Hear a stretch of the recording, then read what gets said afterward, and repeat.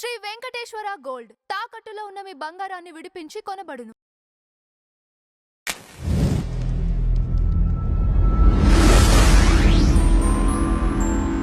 Ma'am, మీరు సత్యసాయి బాబా వారి devotee కదా? అంటే మీకెలా తెలుసు ఆ విషయం? ఎందుకంటే మీలో శాంతి, సేవ, సమాజానికి మనం ఉపయోగపడాలనే భావాలను చూసి నాకు డౌట్ వచ్చింది. ఓకే. మీరు బాబా వారి డివోటీని. బాబా వారు స్టూడెంటా? బాబా డివోటీనండి, స్టూడెంట్ కాదు. ఓకే. నాకంత ఇది లేదు ఈ జన్మకి. ఏంటి బాబా సత్యసాయి వారి బాబా వారు మీ జీవితంలో చేసిన అద్భుతాలు ఏంటి? బాబా వారు ఎట్లా వచ్చాడు మీ జీవితంలోకి? బాబా వారు ఎలా వచ్చారు అంటే నా జీవితంలోకి నాకు పెళ్ళయిన తర్వాత వచ్చారనమాట స్వామి నా లైఫ్లోకి. మా అత్తగారు వాళ్ళు చాలా వీర అభిమానులు, డివోటీస్ సత్యసాయికి. ఎవ్రీ మంత్ భజన్స్ అంటే ఎవ్రీ వీక్ వాళ్ళ గురువారం రోజు కాలనీలో భజన. కాలనీలో ఉండేదంట. అట్లా ప్రతి వారమో 15 రోజులకో అంటే వీళ్ళే టౌన్ వచ్చినప్పుడు అట్లా భజన్స్ చేసుకోవడము. చాలా బాగా భజన్స్ చేసుకునేవాళ్ళంట. ఎప్పుడు మా అత్తయ్య గారికి ఆయన బ్లెస్సింగ్స్ పూజ చేసిన తర్వాత కనిపించేవంట ఆ లీలలు. అట్లా చాలా ఇయర్స్ నుంచి డివోటీస్. అయితే మా హస్బెండ్ అడ్వర్టైజింగ్ ఏజెన్సీ రన్ చేసేవాళ్ళు అనమాట.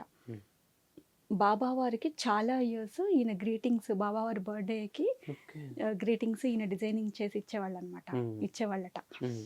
అయితే మా ఆఫ్టర్ మ్యారేజ్ నెక్స్ట్ 2023లో మా మ్యారేజ్ అయింది.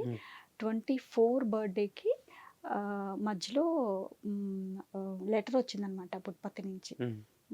మీరే అంటే మీ డిజైన్సే బాబా వారు ఇష్టపడుతున్నారు, స్పెషల్గా మీరే చేయాలి అంటే మధ్యలో ఒక 2 ఇయర్స్ ఏమో చేయలేదనుకుంటా అని మీరే చేయాలి అని చెప్పేసి స్పెషల్గా చెప్పారు. ఇది బాబా వారు తరపు నుంచి ఇస్తున్న లెటర్ మీకు అని చెప్పేసి అంటే మా హస్బెండ్ చాలా సంతోషపడిపోయారు. వెళ్దాము, నీకు కూడా బాబా వారి దర్శనం చేయిస్తాము అని చెప్పేసి అంటే మేము ఇద్దరం వెళ్ళామన్నమాట పుట్టపర్తి. అయితే బట్ అప్పటికి నాకు అంటే నేను వాళ్ళంత డివోషనల్ కాదు నేను చెప్పాలంటే. బట్ అక్కడ లేడీస్ ఒకవైపు, జెంట్స్ ఒకవైపు కూర్చుంటాం కదా. కూర్చున్నప్పుడు ఏంటనంటే బాబావారు వచ్చారు దర్శనం అంటే మధ్యలో తిరుగుతారు కదా ఆయన. అట్లా అందరినీ చూస్తున్నారు. నేను బాబావారిని చూశానండి. స్వామి నా వైపు అంత దూరం నుంచి అసలు కళ్ళల్లో కళ్ళు పెట్టి చూసినట్టు అనిపించిందండి నాకు. నా మనసులో ఏదైతే మెదులుతోందో అది నువ్వు ఇలా అనుకుంటున్నావు కదా అని ఆయన కళ్ళతో నాకు చెప్పినట్టు అనిపించింది. దట్ డే అది నాకు ఇప్పటికీ గుర్తు. ఆ తర్వాత ఆయన ఎందుకు అలా చూశారు అనేది నాకు కొన్ని ఇయర్స్ తర్వాత నేను రియలైజ్ అయ్యాను. నాకు ఎప్పుడు హాల్లో ఒక పెద్ద ఫోటో ఉంటుందన్నమాట. హాల్లో రాగానే ఆయన ఫోటో, మా అత్తగారు వాళ్ళ ఫోటో నేను ఎప్పుడు అది పెట్టుకున్నాను అనమాట.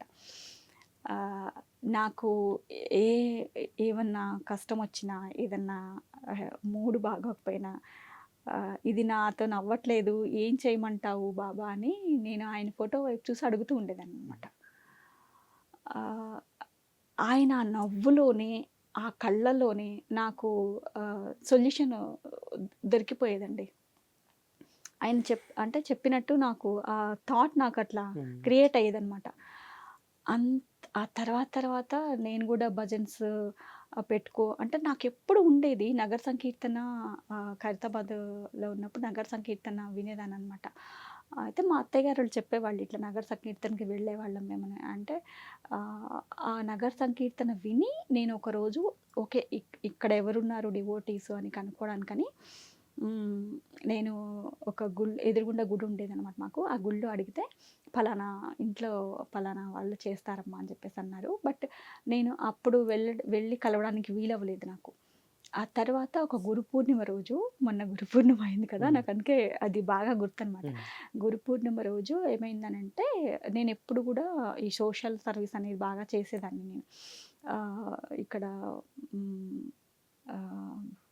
పంజాగుట్ట బాబావారి టెంపుల్‌లో బాబావారి టెంపుల్. అక్కడ గురు పూర్ణిమ రోజు అందరికీ బట్టలు దానము ఇవన్నీ చేసి ఆహ్, నేను ఎదురుగుండా ఉన్న బాబా టెంపుల్‌కి ప్రసాదాలు వండి పెట్టుకున్నాననమాట. ఇక్కడ ఈవినింగ్ ఇక్కడ ఇద్దామని. బట్ ఆ రోజు ఏమైందనంటే ఏదో గ్రహణం ఉంది ఆ రోజు. అందుకని గుళ్ళు తొందరగా బంద్ చేసేసాను నేను అక్కడి నుంచి ఇక్కడికొచ్చేటప్పటికి. అయితే నాకు ఇప్పుడు ఈ ప్రసాదాలన్నీ నేనేం హ్మ్. జేయాలి? పొద్దున అందరికీ పంచిపెట్టి వచ్చేసాను అయిపోయింది హ్మ్. కదా! మళ్ళీ ఇప్పుడు ఏం జేయాలి అని చెప్పేసి అనుకున్నాను. బట్ గుడికి ఆల్మోస్ట్ గుడికి వెళ్ళిపోయాను. కాతే గుడి బంద్ ఉంది అని చెప్పేసి అన్నారనమాట. అప్పుడు నేను మా ఫ్రెండ్ ఉన్నామనమాట. అయితే నాకు అక్కడ నుంచి ఒక భజన వినపడింది. హ్మ్.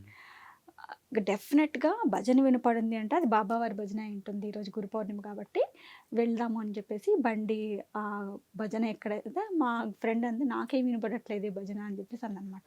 లేదు నాకు వినపడుతుంది భజన నేను తీసుకెళ్తానని చెప్పేసి నన్ను ఫాలో అవ్వమంటే ఆవిడ తన బండి నా బండిని ఫాలో అయ్యారనమాట. హ్మ్. ఎగ్జాక్ట్‌లీ ఆ గల్లీలోకి వెళ్ళడం ఎక్కడైతే భజన జరుగుతుందో ఎదురుగుండా వాచ్‌మెన్‌ని అడిగామనమాట. ఇక్కడ భజన జరుగుతోందనంటే, ఆ పైన 4థ్ ఫ్లోర్‌లో జరుగుతోందమ్మా బాబావారి భజన. వెళ్ళొచ్చు అనంటే, ఎక్కడి నుంచి అనంటే, మెట్ల మీద నుంచి అని చెప్పి వెళ్ళాము.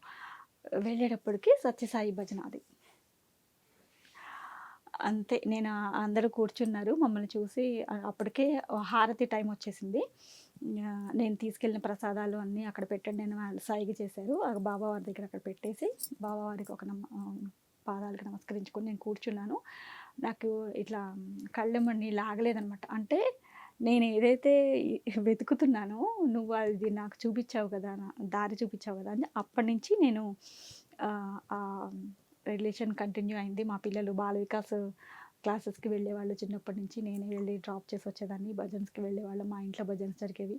అట్లా ఆఫ్టర్ కోవిడ్ తర్వాత కొంచెం మళ్ళీ అక్కడి నుంచి ప్లేస్ చేంజ్ అయిపోయి రావడం మూలన కొంచెం తగ్గింది. బట్ ఇప్పటికీ కూడా ఆయన ఫోటో ఉంటుంది నా ఇంట్లో. ఎప్పుడూ నేను పూజ చేసుకుంటూ ఉంటాననమాట.